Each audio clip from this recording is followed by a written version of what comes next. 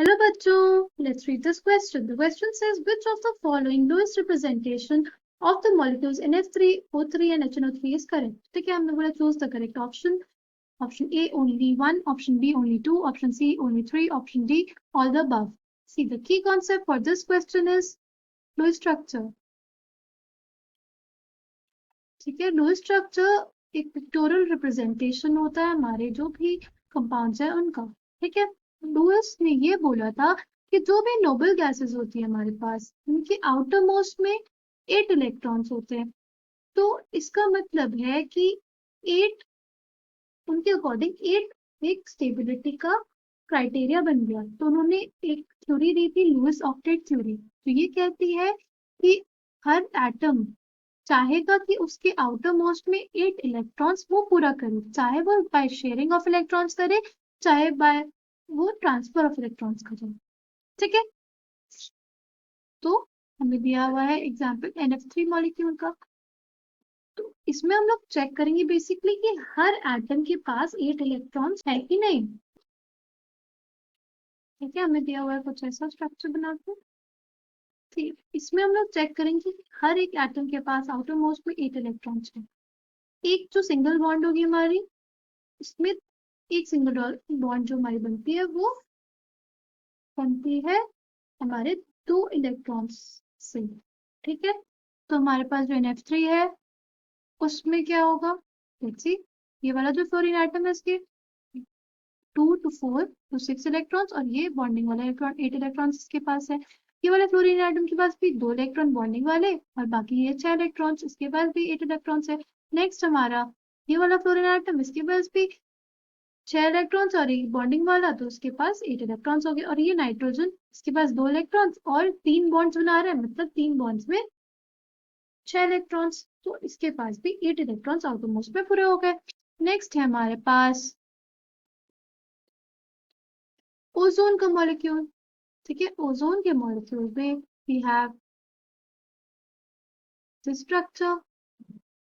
ठीक है,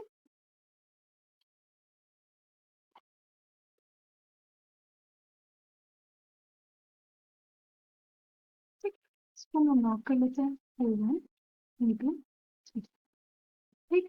हम ऑक्सीजन एटम 1 को देखते हैं, उसके पास ये 2 to 4 इलेक्ट्रॉन्स और 2 बॉन्ड्स बनाई, मतलब एक बॉन्ड में 2 इलेक्ट्रॉन और 2 बॉन्ड्स में 4 इलेक्ट्रॉन्स, तो इसके पास 8 इलेक्ट्रॉन्स हो गए. फिर नेक्स्ट ऑक्सीजन एटम पे बढ़ते हैं, ऑक्सीजन एटम 2 पे देखो, इसके पास 2 इलेक्ट्रॉन और इसने भी 2 बॉन्ड बनाए हुए, तो उससे 2 इलेक्ट्रॉन्स.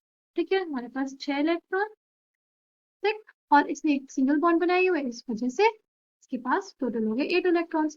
ये वाली ऑक्सीजन 3 जो है हमारे पास, उसके पास आउटर मोस्ट में 6 इलेक्ट्रॉन्स और एक जो सिंगल बॉन्ड बनाई है उससे 2 इलेक्ट्रॉन, तो इसके पास 8 इलेक्ट्रॉन्स आ गए. तो ये भी स्ट्रक्चर जो हमारे पास दिया गया है वो सही है. नेक्स्ट हमारे पास HNO3 मॉलिक्यूल. ठीक है, HNO3 का मॉलिक्यूल कैसे दिया हुआ है, सी कैसे दिया हुआ है.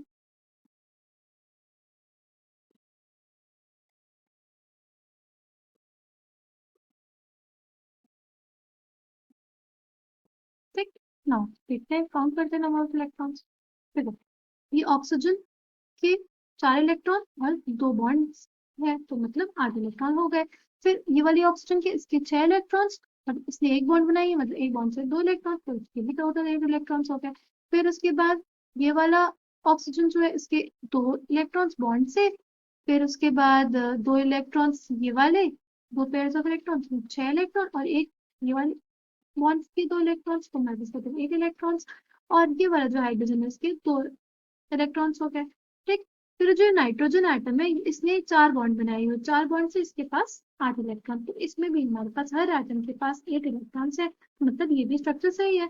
Now coming back to the question, तो हमसे पूछा है कि कौन सा स्ट्रक्चर सही है. तो हमने सारे स्ट्रक्चर्स को देखा कि जो सारे स्ट्रक्चर्स है उनमें हर एक एटम के पास 8 इलेक्ट्रॉन्स थे, इसलिए हमारे पास सारे स्ट्रक्चर सही है.